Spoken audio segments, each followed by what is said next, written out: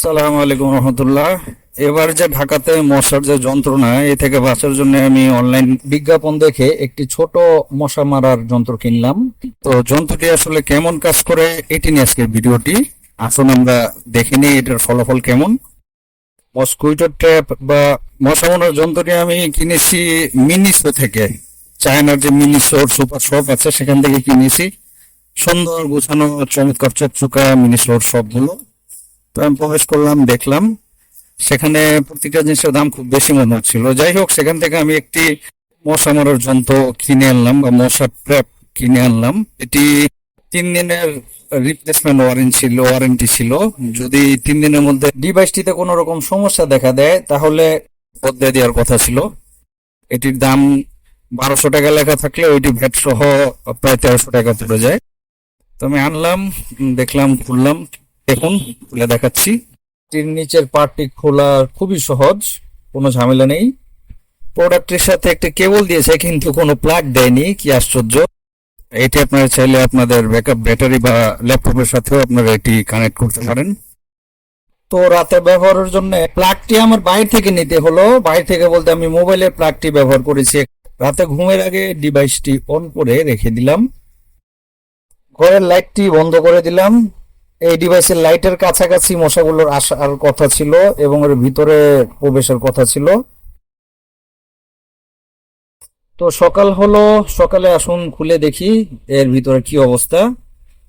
দেখতে পাচ্ছেন, হ্যাঁ, বেশ কিছু মশা এটার ভিতরে আছে।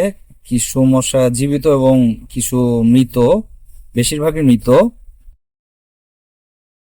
এটি কয়েকদিন ব্যবহার করার ফলে যে আমার বাস্তব অভিজ্ঞতা হয়েছে এবং ভিতরে যে ক্যাটালগ আছে সেটি থেকে আমি কিছু বিষয় বা নিয়ম বুঝতে পেরেছি।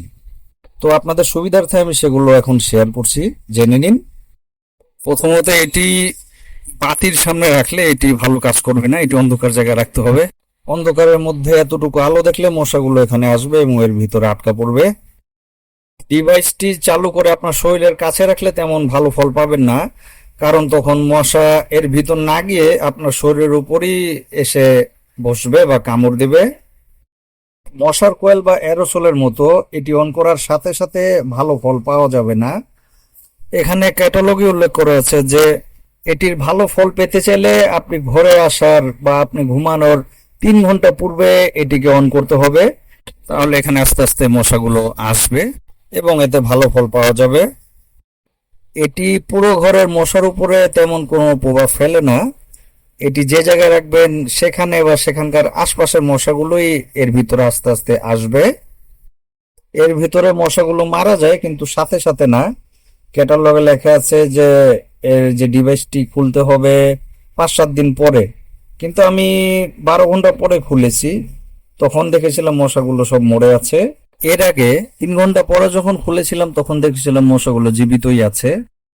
এটিতে মশার কয়েল বা এরোসলের মতো বাচ্চাদের জন্য ক্ষতিকর এলিমেন্টস বা অ্যালার্জিক কোনো দুর্গন্ধ এটির মধ্যে নেই।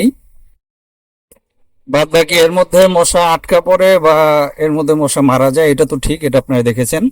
আর এটি পোর্টেবল, ছোট, ওজনে কম, এটা যে কোনো জায়গায় আপনি নিয়েও যেতে পারবেন।